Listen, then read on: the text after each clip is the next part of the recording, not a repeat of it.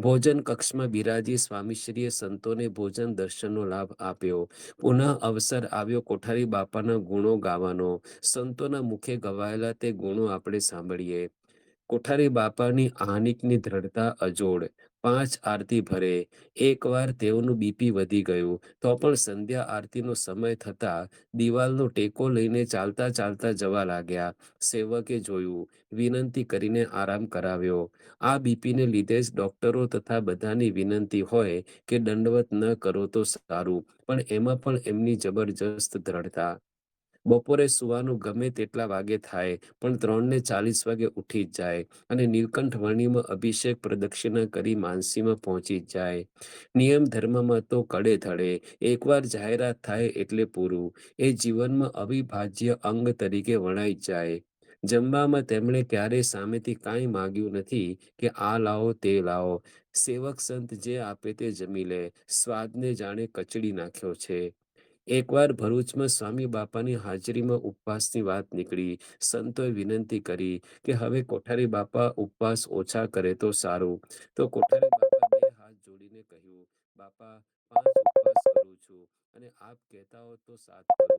પછી સ્વામી બાપાની રુચિ જોઈને તેમણે ઉપવાસ તેઓની આજ્ઞા પ્રમાણે કરવાનું ચાલુ કર્યું.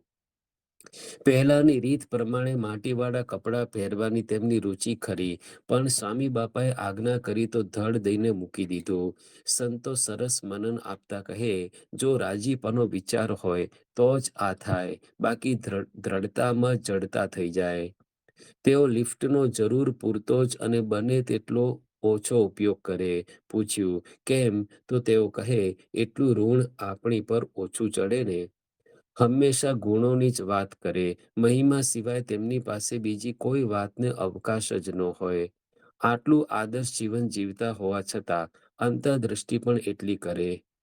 એકવાર ભિવંડીના એક મુખ્ય હરિભક્ત ધામમાં ગયા. અનુકૂળતા ન હોવાથી કોઠારી બાપાએ કહ્યું કે સંતો જઈ આવે.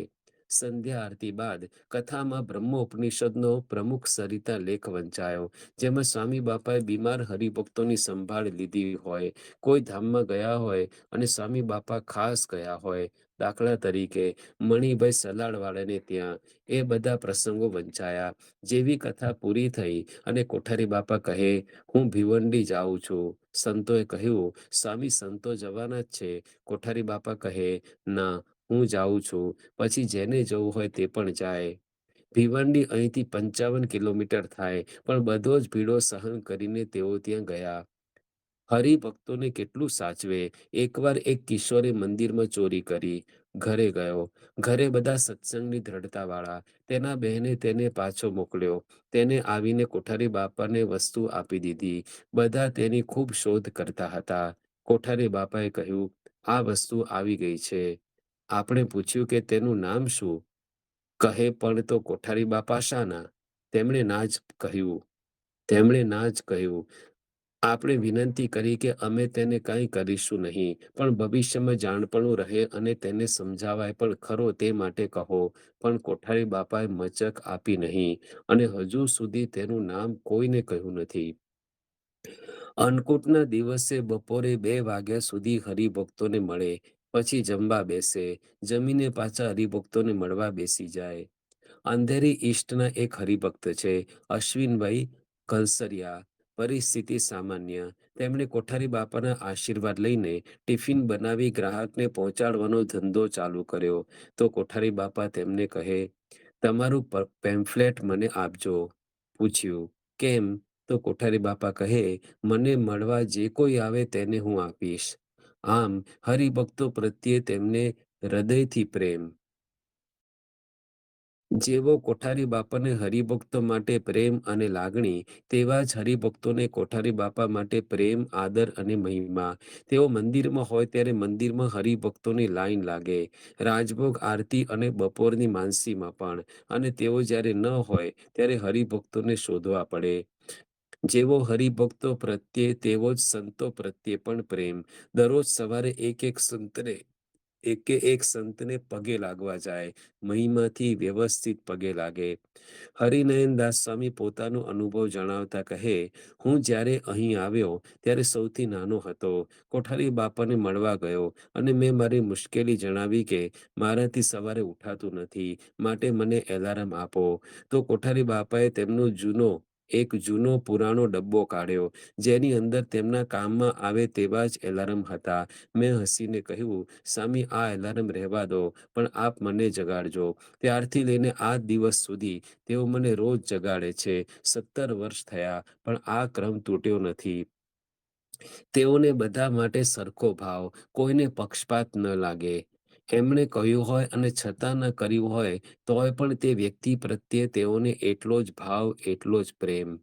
કોઈએ કાંઈ સારું કર્યું હોય તો વ્યક્તિગત રીતે તેને મળીને પ્રશંસા કરે, પ્રોત્સાહન આપે. મુંબઈમાં રહેવા છતાં તેઓની સામે જોઈએ તો જાણે મુંબઈમાં રહેતા જ નથી તેવું લાગે. અમૃતવદન દાસ સ્વામી કહે, સ્વામી બાપાએ એકવાર પૂછ્યું, કોઠારી કેવા છે? ત્યારે મેં કહ્યું, ખરેખરા. તો સ્વામી બાપાએ મને કહ્યું, બસ તો તેમના જેવા ગુણો લાવવા. આ રીતે આ સત્રમાં પણ કોઠારી બાપાના ગુણો સાંભળીને સ્વામીશ્રી ખૂબ પ્રસન્ન થયા. કોઠારી બાપાના ગુણોનું ગાન કરતા સંતોએ કહ્યું, તેમના હાથમાં પદ્મ છે, એટલે તેમના વચને જે સેવા કરે તેનું સારું જ થાય, અને તેમના વચન પ્રમાણે અણધારી સેવાઓ થઈ પણ જાય છે. સરળ જીવનદાસ સ્વામી કહે, બેંગ્લોરમાં અમે નક્કી કરી હતી તેના કરતાં પણ તેમના આશીર્વાદથી ડબલ કરતાંય વધુ સુવર્ણ તુલાઓ થઈ ગઈ. અભય સ્વરૂપદાસ સ્વામી કહે, એકવાર કોઠારી બાપા પરદેશમાં હતા. મેં ફોન કર્યો તો ઓપરેટર કહે, હું તેમને શોધીને ફોન કરાવું. મેં પૂછ્યું, કેટલા વાગ્યા છે? તેણે કહ્યું, બપોરના 4. મેં કહ્યું, તો ઠાકોરજી આગળ માનસી જ કરતા હશે. અને ખરેખર ઓપરેટર ત્યાં ગયો અને કોઠારી બાપા માનસી કરતા હતા. આવું તેમનું નિયમિત જીવન છે. તેમનામાંથી પ્રેરણા લઈને સૌના આહ્નિક પણ દ્રઢ થયા છે. આટલી પ્રવૃત્તિ વચ્ચે રાજભોગ આરતીમાં 15-20 સંતો અને સારા એવા હરિભક્તો હોય. અક્ષરચરિતદાસ સ્વામી કહે, 4 વર્ષ પહેલા ધર્માદાનો પ્રોજેક્ટ ચાલુ કર્યો હતો. કોઠારી બાપાની વિશેષતા એ કે તેમને મહારાજની આજ્ઞા પર તાન અને ધનમાં સહેજે આસક્તિ નહીં. આ ત્યારે ખબર પડી કે જ્યારે કોઈ હરિભક્ત રસોઈનું પૂછવા આવે કે ભેટનું પૂછવા આવે તો તેઓ કહે, અનુકૂળતા મુજબ કરજો. આગ્રહ કરે તો પણ આંકડો કહે નહીં. બહુ આગ્રહ કરે તો જુદી વાત છે, પણ જ્યારે ધર્માદાની વાત આવે ત્યારે સ્પષ્ટ જ કહે કે દશાંશ કાઢજો. ધર્માદા પ્રોજેક્ટમાં સંતો હરિભક્તને બધું પૂછી લે અને કોઠારી બાપા આશીર્વાદ આપી દશાંશની આજ્ઞા કરે.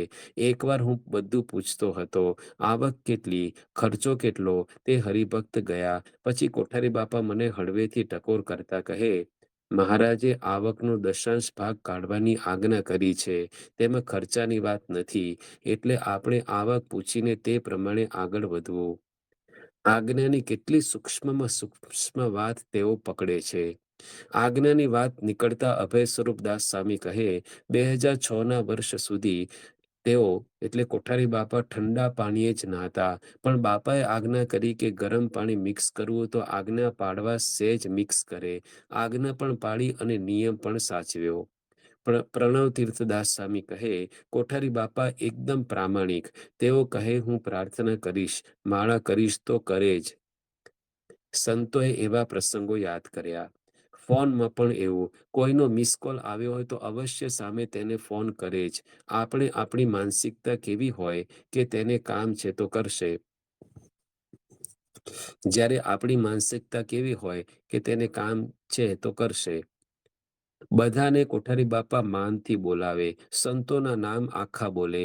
દાખલા તરીકે તીર્થ સ્વરૂપ સ્વામી અને હરિભક્ત હોય તો પ્રકાશભાઈ, ખાલી પ્રકાશ એમ નહીં. ફોનમાં ખાલી હા નહીં, હાજી કહે. સહજ સેવાનું પણ અંગ. લિફ્ટમાં આવતા જતા પોતે ઓપરેટર બની જાય. કયા સંતોના કયા માળે ઉતારો છે તે તેઓને યાદ હોય અને તે પ્રમાણે બટન દબાવી દે. કોઈને કઈ બીમારી હોય તો પોતાને ખબર હોય, પોતાથી બને એટલી મદદ અવશ્ય કરે. દાખલા તરીકે ડાયાબિટીસ હોય તો કહે, ઊભા રહો, હું એક દવા આપું. તે દવા આપી અને પછી તેની રીત પણ શીખવાડે. આંખનો પ્રશ્ન હોય તો કોન્ટેક્ટ નંબર આપે કે આ ડોક્ટરને વાત કરો, તે સારા છે. એવી જ રીતે એક્યુપ્રેશર, પથરી અને ઘણી બધી દવાઓ, ઘણા બધા કોન્ટેક્ટ તેઓ રાખે છે. બીજાનું હિત કરવા. આવી રીતે સૌને તને મને ધને સુખ્યા કરે છે. અભય સ્વરૂપ સ્વામી કહે, એકવાર જ્ઞાનવત્સલ સ્વામી કોઠારી બાપાને પૂછ્યું કે તમે આ મિષ્ટાનને જમાડો છો, તમે આ મિષ્ટાનને જમાડો છો તો દોષો ટાળશો? તો કોઠારી બાપા હાથ પકડીને કહે, ખાઈ જાઓ, વાંધો નહીં આવે, દોષો ટળશે ને મૂર્તિ દેખાશે. આવું કોણ કહી શકે? સંતો સારરૂપ વાત કરતા કહે, કોઠારી બાપા એવા છે કે તેઓ જે કંઈ પણ બોલે, જે કંઈ પણ કરે, આપણને તેઓનો ગુણ જ આવે. સ્વામીશ્રીએ રાજી થઈને આ તમામ ગુણોની વાતો પર સંમતિની મોહર આપી દીધી.